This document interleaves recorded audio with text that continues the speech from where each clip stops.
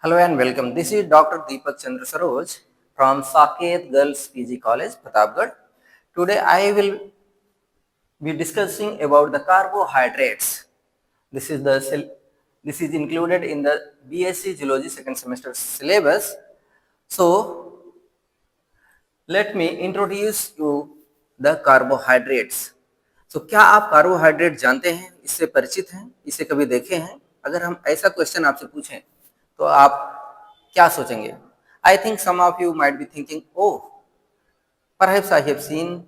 Some might be saying that, oh, definitely I have seen, and some may be in dilemma, may be or may not be. So let me introduce you carbohydrate, which we see in our daily life, especially in our diet daily. So when we eat our food, we have most of our content is carbohydrate, and it is present in the rice and chapati. So roti chapati में most of the इनके जो ingredients होते हैं वो carbohydrate rich foods हैं हमारे. So and more than this, हम अपने घर में आस पड़ोस में या रिलेटिव्स में we often hear about that someone is having diabetes. So what is diabetes? Diabetes is nothing but those patients have unregulated amount of blood sugar in their blood. So in the blood we have monosaccharide, that is monomer, that is glucose, is flowing in the blood. It is circulating throughout the blood in our body. So that the cells can take the glucose from the blood and convert it into the energy in the form of ATP using various metabolic pathways such as glycolysis, Krebs cycle, and electron transport chain. I hope you might have heard about all these pathways in your intermediate classes, as well as electron transport chain might be in your BSc first semester classes because you have mitochondrial structure there. Okay, so now let's begin with our slides. So what are carbohydrates? So they are a kind of hydrates of carbon. This is very general information about the carbohydrate. So because in the most of the carbohydrates, especially in the monomer case, you will find like C6H12O6 is the glucose and fructose, and we can write it as CH2O and into 6. So basically 6 carbon is associated with 6H2O molecule. It seems like that, but actually it is not like that. So it is an organic compound which is primarily having carbon, hydrogen and oxygen. And if you would like to say more chemically, then you can say it as polyhydroxyaldehydes and ketones. So we can say carbohydrates are polyhydroxyaldehydes and ketones which has carbon, hydrogen and oxygen elements in them. And they are also sweet in nature, that's why they are called saccharides in several cases. And where these carbohydrates, how they are derived in the nature, yeah, how they are synthesized. So you all are very much familiar with photosynthesis. Photosynthesis is done by the green plants in the presence of sunlight, and carbon dioxide and water is taken from the root of the plant. So in the presence of sunlight, photosynthesis happens, and this atmospheric carbon dioxide is converted into the carbohydrates.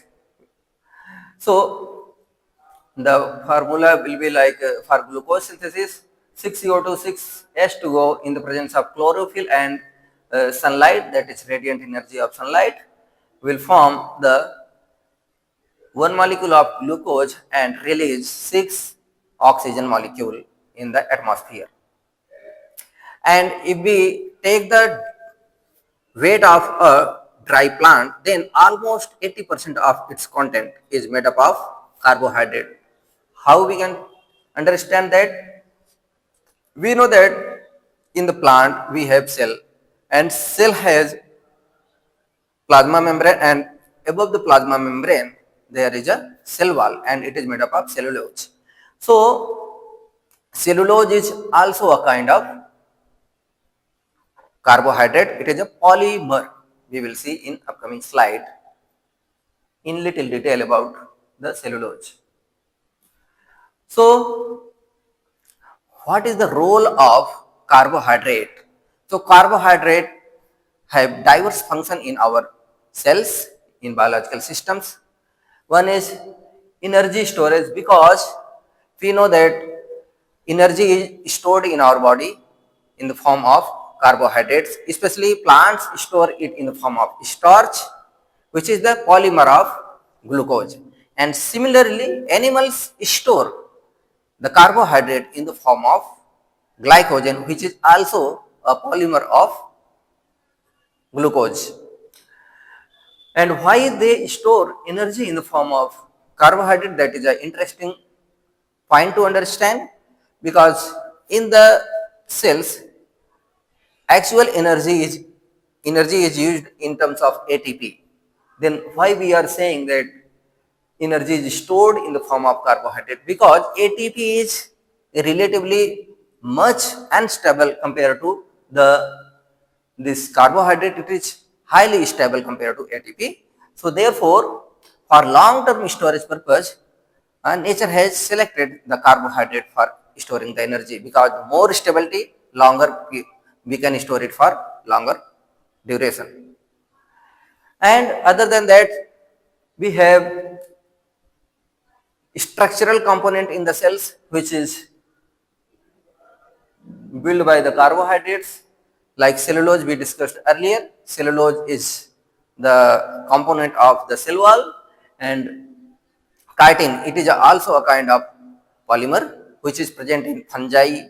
You have studied in your BSc first semester and botany syllabus. And the arthropods, especially crabs and insects, they have their exoskeleton that is made up of chitin, and this is a kind of carbohydrate. And another very important function these carbohydrates play in the form of genetic material. They are the important component of the genetic material. Genetic material is found in the form of DNA and RNA, deoxyribonucleic acid and ribonucleic acid. And if you recall from your intermediate classes as well as your BSc first semester classes, you might remember that there are three major components in the polynucleotide chain, because DNA and RNA are polynucleotide chains, and each nucleotide can be broken down into three parts, which is sugar component, that may be deoxyribose in the case of DNA and ribose in case of RNA. And second component is the nitrogenous bases, which may be purine or pyrimidine. And third component is the phosphoric acid. The phosphate group comes from phosphoric acid. So these are three components which are found in the genetic material. These three components form a nucleotide, and further nucleotides are connected with each other and they form polynucleotide chains. Thus we have a structure of our genetic material. So carbohydrate, this ribose and deoxyribose sugars are important in forming the backbone of the DNA and RNA. Now we will see the classification of the carbohydrates. Classification is important in study of any things, because we can classify a large number of related things in similar groups, so that study can be much easier. So carbohydrates have been classified in different ways on the basis of number of monomeric units present in them. They have been classified into the monosaccharide units. These have single sugar units such as glucose, fructose, and this is the simplest sugar, and they serve as the building blocks for oligosaccharides and polysaccharides. And oligosaccharides are short chains of monosaccharides, and they may contain 2 to 10. Thus monosaccharides can be in the oligosaccharides, and examples are sucrose and lactose. Lactose is found in the milk. It is milk sugar. It is made up of glucose and galactose, and these are also called as, because they are very small in size, so these monosaccharides and disaccharides are called micromolecules, and they are sweet in nature and easily dissolves in water because they have polyhydroxy groups, and which can easily associate and gets interacted with water H2O molecule. It can form hydrogen bonds, and so it can easily dissolve. And then polysaccharides, these are macromolecules. These are structural components, as well as like these can be starch is a energy storage component of carbohydrate, as we saw earlier in the slide. So these are long chains of monosaccharide. So they may be like hundreds and thousands of monomers. Monomers can be connected with each other to form these polysaccharides. And cellulose, we saw earlier, it is a polysaccharide and it forms the cell wall. And starch is a polysaccharide and it serves the purpose of storing the carbohydrate in the form of energy. And glycans is a term used for the polymer of carbohydrates. It is a general term, and if some molecule which have same sugar unit, like if some polymer is made up of only glucose, then that can be termed as homoglycans, because homo means same glycans in polymers. So carbohydrate polymer which is having same sugar units, and if they have more than one sugar unit, then it will be called as heteroglycans. And based on the number of carbon present in a molecule of sugar, they can be classified into trioses, pentoses, hexoses, heptoses, etc. If number of carbon in the carbohydrate molecule is 3, then it is called trioses. And example, and because we know carbohydrates have either aldehyde group, so if aldehyde group is present, then they will be called as aldoses. If ketone group is present, then we will call them as ketoses. So trioses with 3 carbons are glycerol and dihydroxyacetone. These are found in the metabolic pathways, intermediates of metabolic pathways such as glycolysis. And pentoses are in the form of aldoses. They are ribose, xylose, and ribulose is ketose form of the pentose. And we just saw in our genetic material, DNA and RNA, ribose and 2-deoxyribose is found. And hexoses, this is the most common sugar, and in the case of aldose, we have glucose, galactose, and in the form of ketose we have fructose. So these are the most common sugars we know.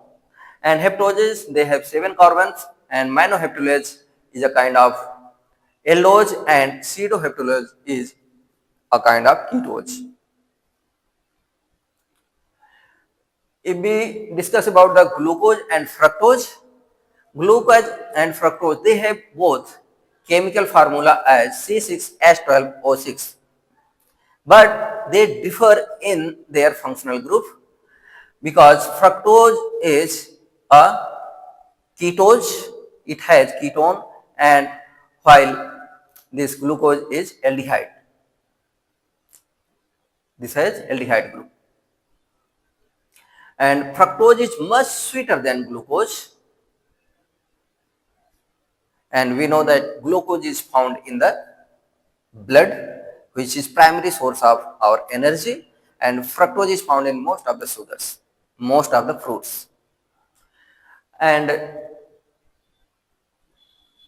we have just In the earlier slide, we learned about the ribose and deoxyribose, how they form the genetic material.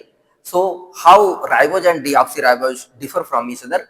So deoxyribose, see the second position, the numbering are given 1, 2, 3, 4, 5, and similarly 1, 2, 3, 4, 5 in both these molecules.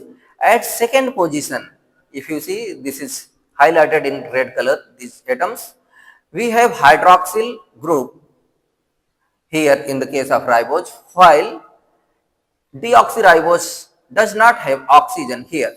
That's why it is called deoxyribose. Means if we remove this oxygen from ribose, then we will get the deoxyribose. Due to lack of this oxygen, this deoxyribose becomes more stable than ribose. That's why it is found in the DNA. So thank you so much. Today we discussed about the carbohydrates. So we learn about the carbohydrates and about its classification. Please study your books and make your proper note so that you can understand it nicely. Thank you so much.